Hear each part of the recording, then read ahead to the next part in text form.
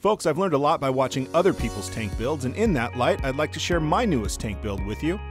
Now, while no fish were harmed in the making of this video, I can't say the same about my closet door, which I put a sunroof in as I was moving the tank around, and I'll have to repair that later. At this point, all I've done is put the background on the tank. The rest, I'm going to do right now. So coming up, my new 36-gallon Bowfront tank build, and yet another relapse of my multi-tank syndrome. Now, I did spend a little money on a substrate here, folks, going with ADA's Amazonia Aqua Soil. ADA, of course, the company of the late Takashi Amano, the Planet Tank Jedi. This is a substrate rich in organic acid and nutrients, one of the best on the market. We'll see how it does.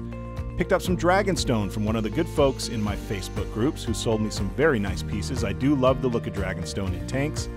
And this will be powered by a Fluval 306 canister filter. Now, I bought two 9-liter bags of the Amazonia Aqua Soil. You can buy it in 3 or 9-liter bags. And I'll show you how much that actually gives you as we start pouring it into the tank. Hold on, I'm getting a call, folks. 1 second. Are you building me a mansion, Food Man? What are you... How are you... What are you doing? FaceTiming you? You're FaceTiming me? I didn't know you knew how to do that, buddy. Can you please leave me alone? I have to edit a video for the folks here. Okay, sorry. Thank you. Now, first, a quick cleaning of the glass, just making sure all the dust was out of the tank. Now, while the piece of driftwood on the left-hand side did not make it into the tank, I lucked out with a beautiful piece at my local fish store, and I wanted to make that the focal point of the tank. I also wanted to make sure that my background was centered, and after a few tries, I got the stone centered in the background. Of course, later on the plants will cover that up, but for now, it looks just fine. First bag of Amazonia soil went in. Now, this tank is 30.5 inches long and 11 inches deep. I used 90% of 2 9-liter bags. You do not have to rinse this substrate. It does have a dirt-like feel and smell, but it will cause an ammonia spike once it's set in the tank and the tank is filled. So you'll have to do several water changes after this substrate settles, should you decide to use it. Now, once that first bag was flattened out, you can see it's not quite enough substrate for this tank. Half of the second bag went in, and then I spent some time rearranging the driftwood as the focal point and got a nice starting position. Oh, you've got to be kidding me. What, That's buddy? Right, Snail. I'm the king of the Hello? tank, Snail. Hello? I'm the king of the tank. Can you even hear me? Are you even listening to me? What you got, Snail? Hey, Come on, Snail. hey, hello. Sorry, Food Man. Butt dialed you. Good Lord.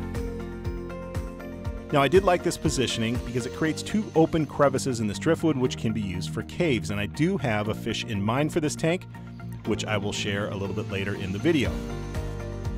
Once that was set, I started to smooth the substrate around the driftwood, something I would have to do later on again. Many of you might see I made a mistake already in this build, one that I know better to make, but you'll see what that is a little bit later. Not wanting any of the Dragonstone to go to waste, I had some small pieces in the box and I wanted to do something with those, so I decided to make a little corral in the front of the driftwood, something that I could plant in. That would break up the monotony of the substrate. I'm by no means a great aquascaper, I learned by trying, but so far so good with the tank. Now, in the back right-hand corner, I wanted to try to create a cave. And this is because the fish I have in mind for this tank is a Cribenza cichlid, among others. I've wanted cribs for a long time, but they are cave dwellers, and I'd love to get a male and female and try to get them to spawn. So I tried to create a cave with 2 longer pieces of Dragonstone, which ended up looking like a very hard-to-live-in teepee.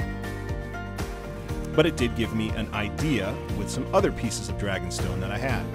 After scrapping that idea and taking the teepee down, I was able to create a cave out of other pieces of Dragonstone which fit perfectly.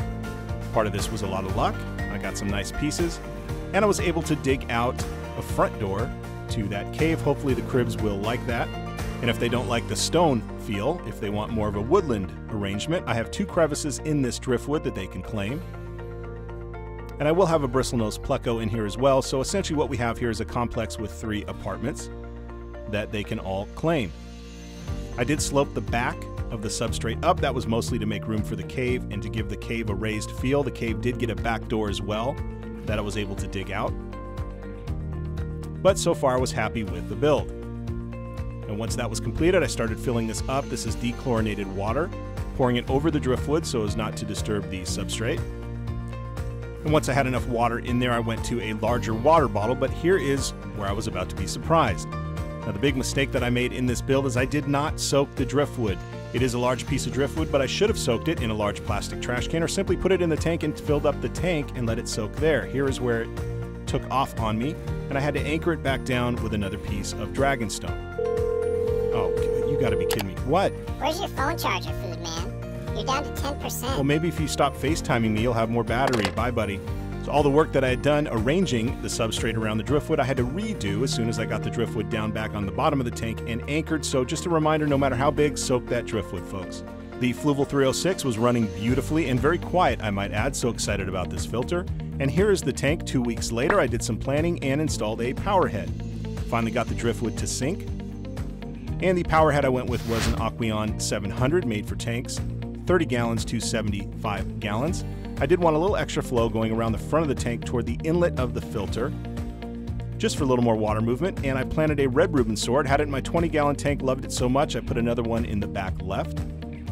And in the front I started with some Crypt Wendtii. I've had Wendtii in the past, it's done very well for me, and I know it will do well in low to mid-light conditions.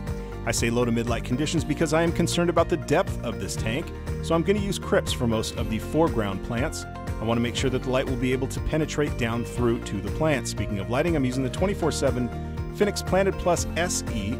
I did a review on this light not too long ago, and I had heard Finnex made a lot of improvements on the old light, including this roll top for easy cleaning. So we'll see how this light does. Folks, I hope that beginning build was at least of some help to you, and I will keep you posted as we go along. Oh, come on. What, buddy? Can I take you out, Food Man? Yeah, you can take me out. Please like, comment, and subscribe. And thanks for watching.